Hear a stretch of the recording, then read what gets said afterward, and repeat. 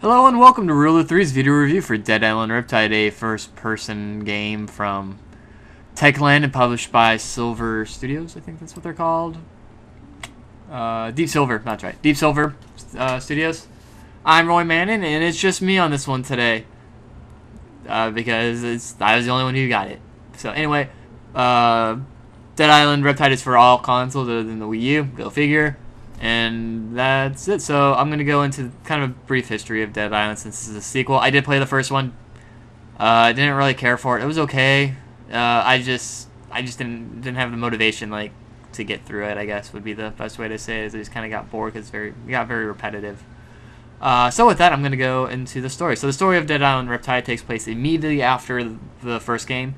After you get on the helicopter and escape, you land on a boat and get captured by the U.S. government to, do experiments on you because you're immune to the zombie plague, and they want to, weaponize the zombies. And then bad things happen, zombies break out, and you end up on another island that's also having a zombie outbreak. And that's really it.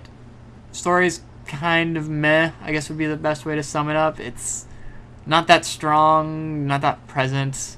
The characters are still kind of eh. They still don't really have any characteristics that I could say are good. There is a new guy that's introduced very quickly, and that's it. He's a ex-military. That's all you really get from him. So yeah, story was kind of lacking. Go figure. So I'm going to get straight into gameplay. So Dead Island Riptide is exactly like Dead Island. You run around in first person, sprint, you pick up weapons, in a random dungeon loot thing mode, kind of, Diablo-esque kind of thing, or it's closer to Borderlands 2 is probably the best way to explain it. Is you pick up weapons, you equip, and then you beat up zombies. You kill zombies, you get experience points, which you can use to get new abilities and feats and stuff. And so I'll get into the combat first with the game is very oriented around melee weapons, not so much guns. There are guns, but they're a little harder to find. And the melee work, they work well. The problem with this one, unlike I think the first one, is the zombies, I think they're a little bit more intelligent, which is good. Or they nerfed how strong the hero is, which is also probably the case. So it's hard to tell. But I do enjoy, it's solid gameplay. I can't really find a fault with it. Next, I'll go into rage abilities. Each character has a specific rage ability, depending on who they are. Does different things. You get, beating up zombies, you fill up the rage bar or taking damage. When the rage bar is filled, you click a button, and you do their super awesome mode.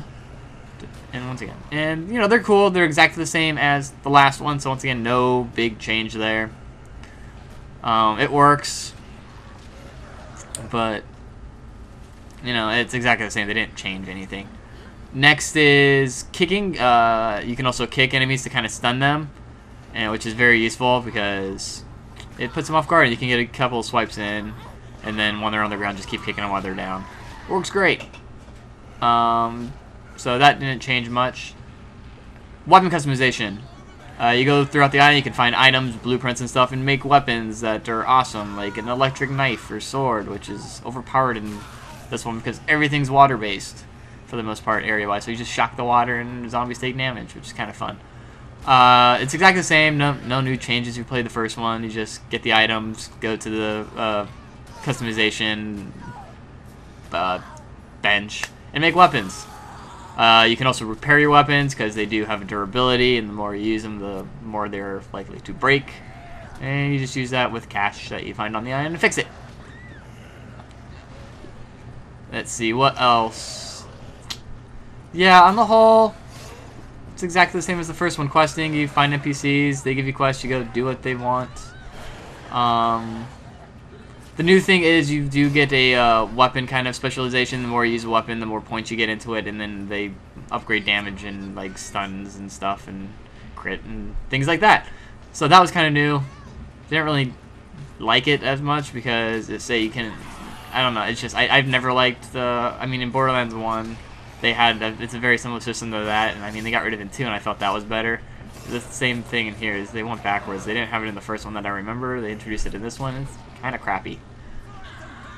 Um, yeah, you find health items around the map. Let's see. It's not much to say because this game is very bleh.